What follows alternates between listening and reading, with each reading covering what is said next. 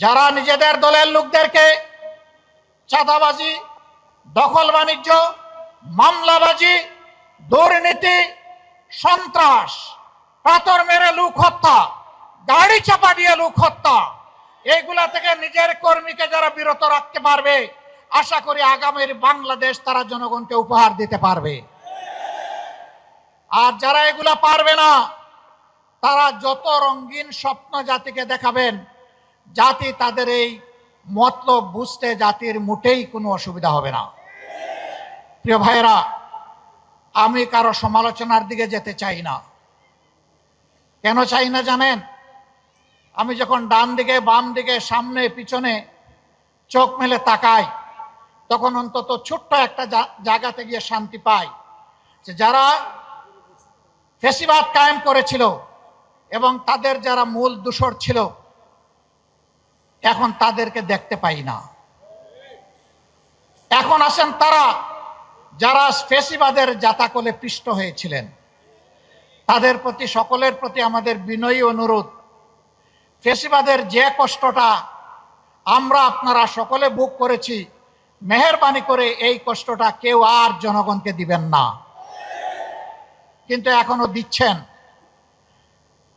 আমরা দেখতে চাই এগুলো বন্ধ হচ্ছে। যদি বন্ধ না হয়, তাহলে আগামী 12 তারিখ জনগণ 2টা হা ভোট দিবে আর অনেকগুলা না ভোট দিবে ইনশাল্লাহ। একটা হা ভোট হচ্ছে পরিবর্তনের আকাঙ্ক্ষায়, ঘুরে ধরা রাজনীতির কাঠামো পরিবর্তন করার আকাঙ্ক্ষায় জনগণ মুখী আছে, এই জন্য জনগণ গণভোটে হা বলবে ইনশাআল্লাহ। আপনারা কি হা ভোটের পক্ষে লড়াই করে যাবেন? দ্বিতীয় হা হচ্ছে দেশের সার্বভৌমত্ব এবং স্বাধীনতা, শিশু থেকে আবাল বৃদ্ধ বনিতা,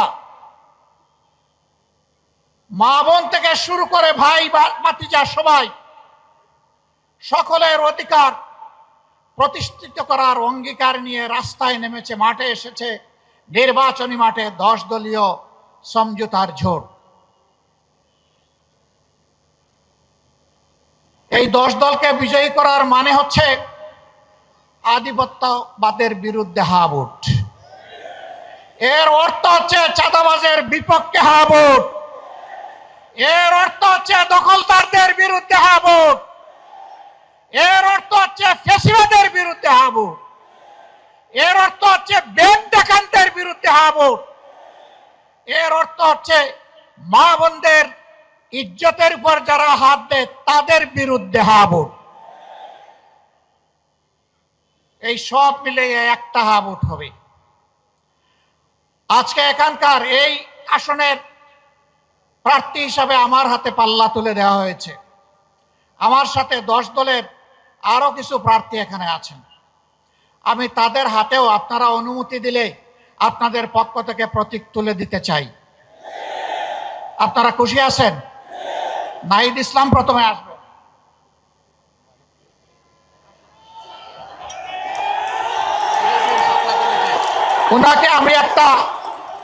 উনাকে আমি একটা সমন্বিত প্রতীক ওনার হাতে তুলে দিচ্ছি।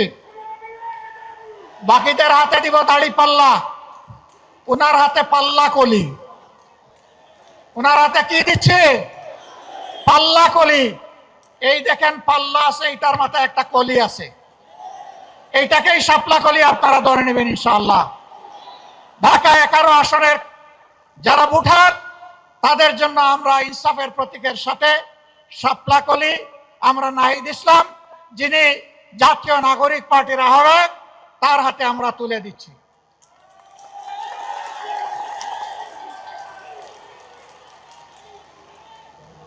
এটি ঢাকা 11 আসন, এবার ঢাকা 12 আসন। ঢাকা 12 আসনে বাংলাদেশ ইসলামী ছাত্র শিবিরের সাবেক কেন্দ্রীয় সভাপতি, বাংলাদেশ জামাতে ইসলামীর কেন্দ্রীয় নির্বাহী পরিষদের সম্মানিত সদস্য জনাব সাইফুল আলম খান মিলন, তার হাতে আমরা পাল্লা তুলে দিলাম।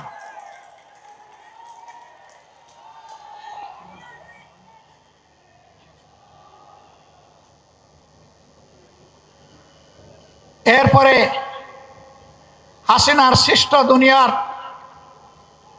জাহান্নাম সম আয়নাগরের বাসিন্দা আমাদের কলিজার টুকরা ব্যারিস্টার আহমদ বিন কাসেম আরমান, যিনি 14 আসনে ন্যায় এবং ইনসাফের পক্ষে, জনগণের অধিকারের পক্ষে লড়াই করে ইনশাআল্লাহ বিজয় ছিনিয়ে আনবেন, তার হাতে আমরা পাল্লা তুলে দিলাম।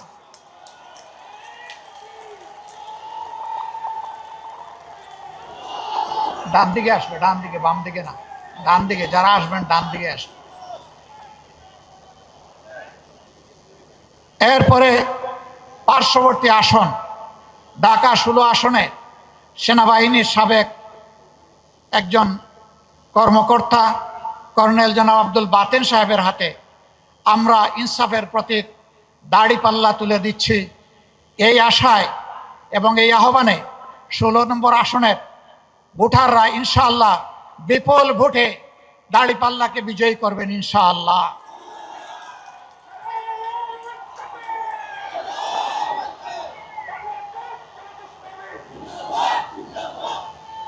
এবার ঢাকা 17 আসনে একজন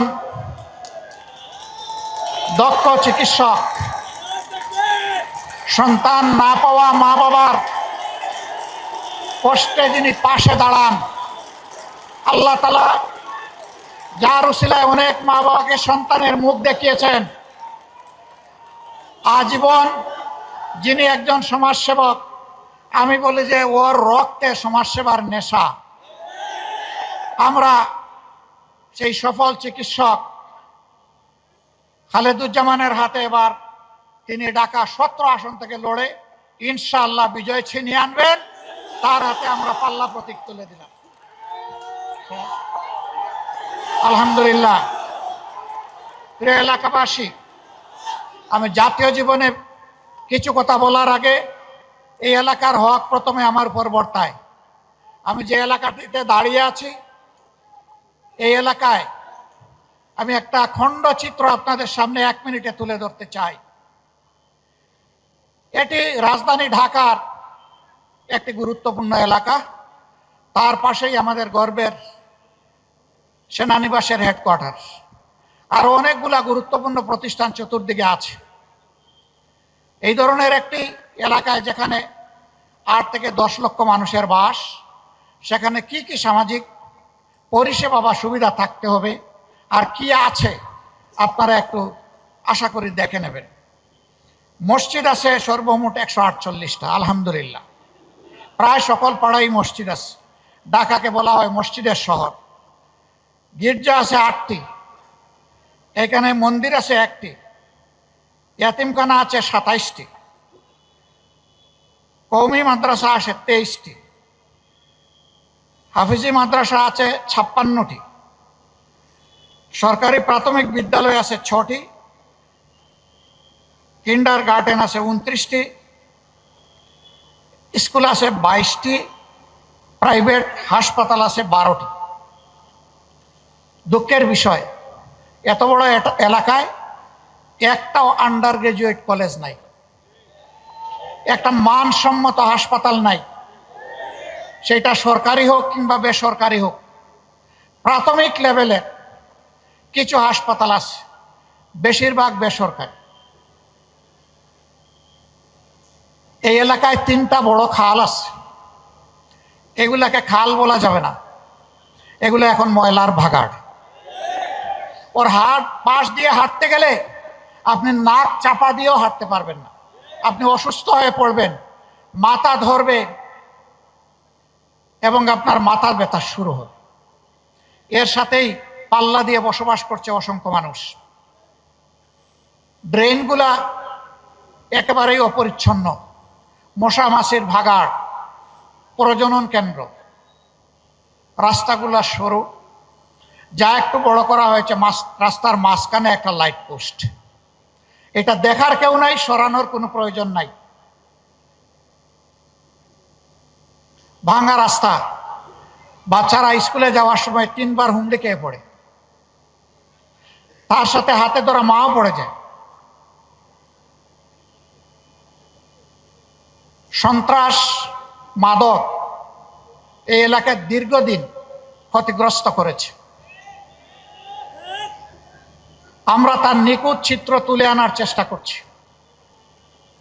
মহান রব্বুল ইজ্জতের ইচ্ছায় আপনাদের ভালোবাসা, সমর্থন এবং ভোটে যদি বাংলাদেশ জামাতে ইসলামী এখানে বিজয় লাভ করে, আমরা কথা দিচ্ছি এই অভিযোগগুলো নিয়ে বাসায় গ্যাস সাপ্লাই নাই, সারাদিন মহিলারা তাকিয়ে থাকেন কখন গ্যাস আসবে আর হাড্ডি পাশন বসাবেন।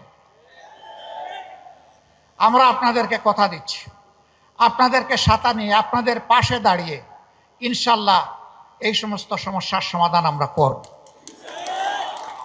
যেটা পারবো না কেন পারছি না, যেটা দেরি হচ্ছে কেন দেরি হচ্ছে, এটা জানানোর দায়িত্ব আপনাদের, আমাদের, আর জানার অধিকার আপনাদের।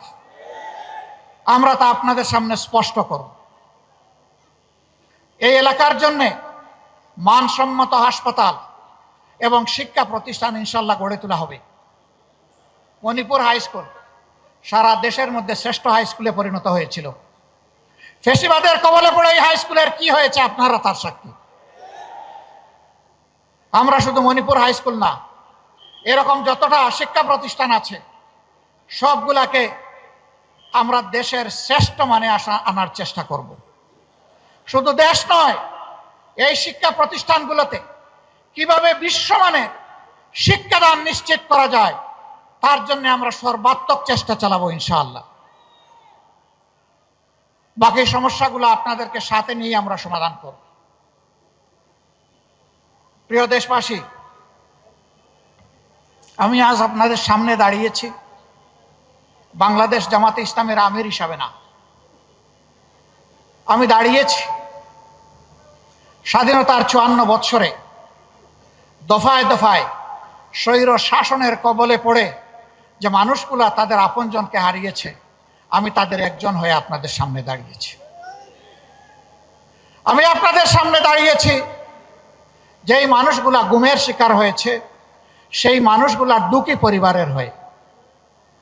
আমি আপনাদের সামনে দাঁড়িয়েছি ওই শিশুর হয়ে, গরিবের ঘরে জন্ম নেওয়ার কারণে যার কপালে শিক্ষা জুটে না, পথ হারিয়ে সে এক পর্যায়ে অন্ধকার জগতে, অন্ধকার গলিতে ঢুকে যায়। আমি সেই সুবিধা বঞ্চিত শিশুর পক্ষ হয়ে এখানে দাঁড়িয়েছি।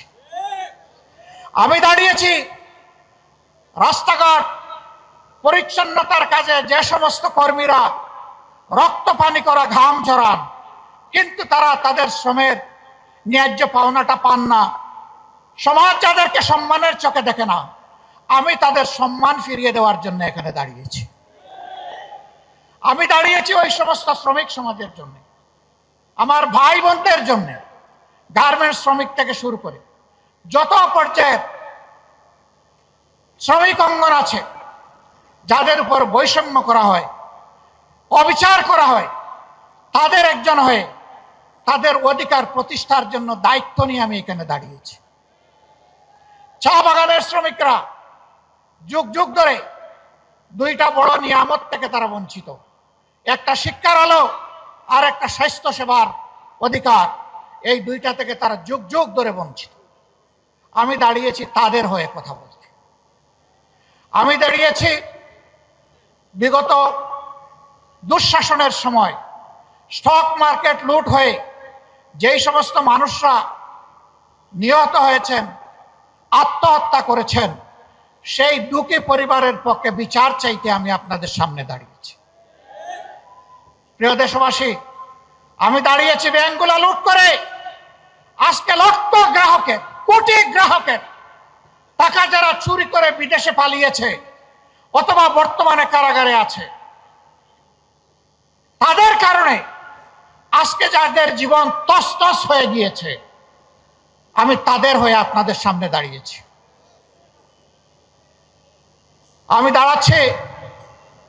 আমি দাঁড়িয়ে আছি 24-এর বিপ্লবীদের হয়ে। আজকে বিভিন্ন জায়গায় তাদের উপর অত্যাচার এখনো বন্ধ হয়নি, তার বাস্তব প্রমাণ শহীদ শরীফ উসমান ইবনে হাদি। তার কণ্ঠ ছিল আধিপত্যবাদের বিরুদ্ধে, কণ্ঠ ছিল চাঁদাবাজদের বিরুদ্ধে, কণ্ঠ ছিল দুর্নীতিবাজদের বিরুদ্ধে, কণ্ঠ ছিল যুবকদের প্রত্যাশার একটা বাংলাদেশ গড়ার পক্ষে।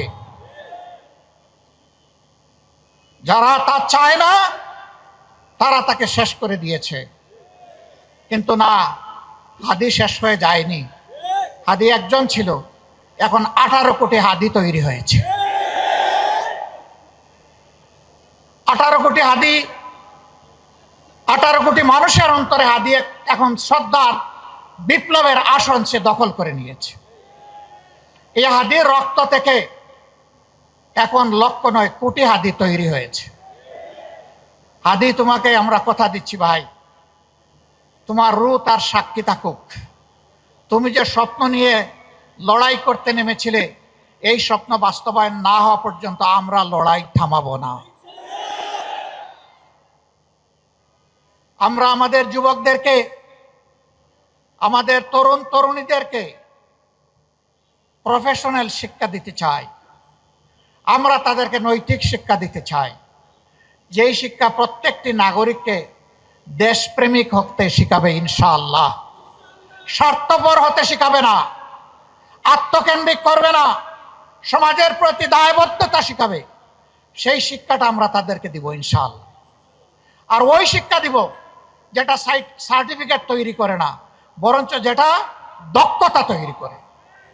সেই দক্ষতার হাত গড়ে তাদের হাতে বাংলাদেশ তুলে দেব। তাদের হাতে খয়রাতি কোনো অনুদান আমরা তুলে দিয়ে তাদেরকে অপমান করতে চাই না। আমাদের যুবক সমাজকে আমরা সম্মানিত করতে চাই। তারা দেশ গড়ার কাজে অংশ নেবে আর বুক ফুলিয়ে বলবে, আমি কারো অনুদানে নয়, বরঞ্চ আমি আল্লাহর দেওয়া সামর্থ্য অনুযায়ী আমার দেশকে আমি দিয়ে চলেছি, অবদান অব্যাহত রাখবো। এই দেশ গড়ার আমিও একজন নাগরিক এবং একজন কারিগর। আমরা ওই ধরনের কোনো কার্ডের ওয়াদা দিচ্ছি না।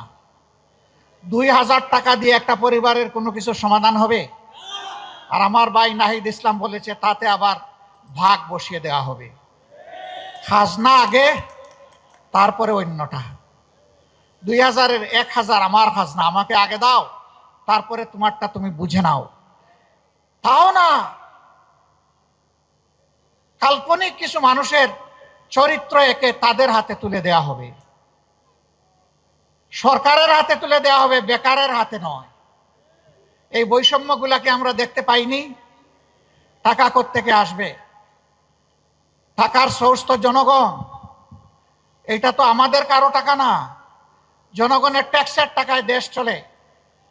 ট্যাক্সের বাইরে কিন্তু একটা বেসরকারি ট্যাক্স আছে, প্রত্যেকটা মুদির দোকানে, রাস্তাঘাটে, হকারের কাছে, এমনকি রাস্তার পাশে বসে যে ভাই বোনটি ভিক্ষা করে তার কাছ থেকেও একটা ট্যাক্স নেওয়া হয়। ওই ট্যাক্সের টাকা আমরা আমাদের জনগণের হাতে তুলে দিতে চাই না। না, শুধু তাই না, ওই ট্যাক্স বন্ধ করে দেওয়া হবে ইনশাআল্লাহ। ওই ট্যাক্স নামের চাঁদাবাজি আর চলবে না।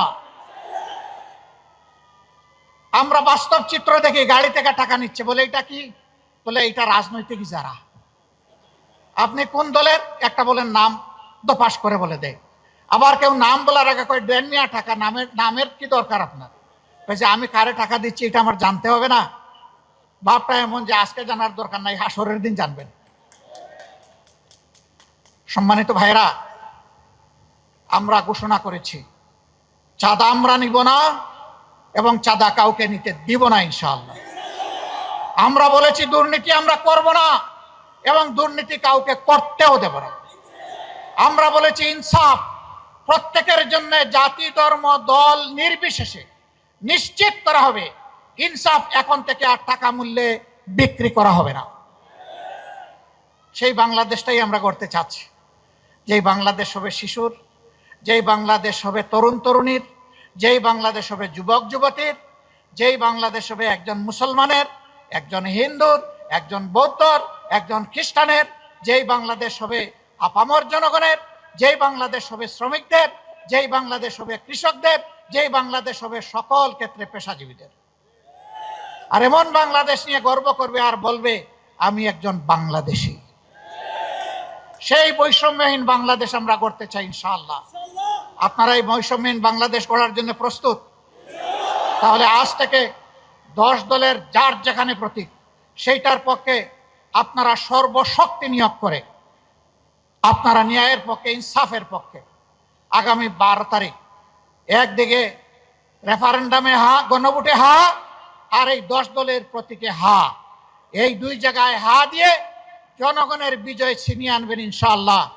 এই বিজয় কোনো পরিবারের হবে না, এই বিজয় কোনো গোষ্ঠীর হবে না, এই বিজয় হবে আপামর জনগণের ইনশাআল্লাহ। সম্মানিত ভাইরা, কার কার ঘরে নারী নাই একটু হাত তুলেন। মা বোন নাই কার কার ঘরে একটু হাত তুলেন দেখি। একটাও হাত নাই। নারী পুরুষ মিলেই সমাজ।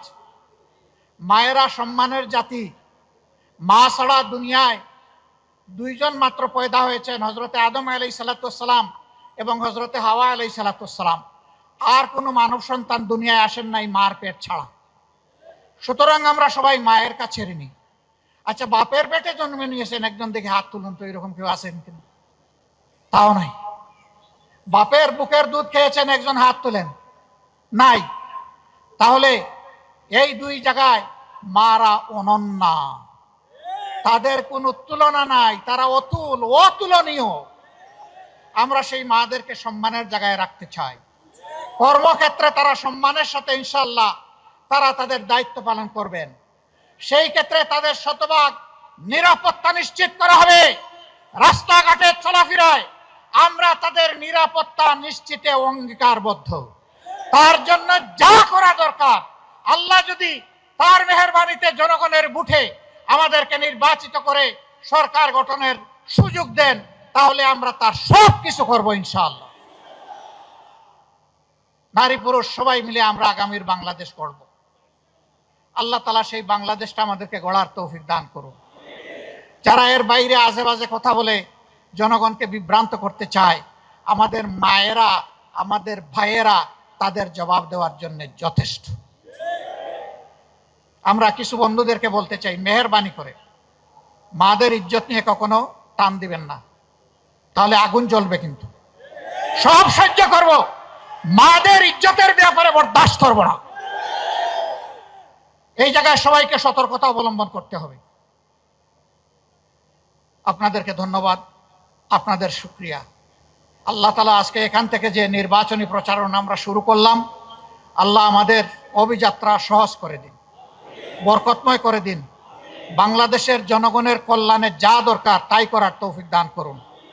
আখের আল্লাহ রাব্বুল আলামিন আমাদেরকে একটি নিরাপদ, মানবিক, বৈষম্যমুক্ত, দুর্নীতিমুক্ত একটা ইনসাফের বাংলাদেশ গড়ার তৌফিক আল্লাহ তাআলা আমাদেরকে দান করেন।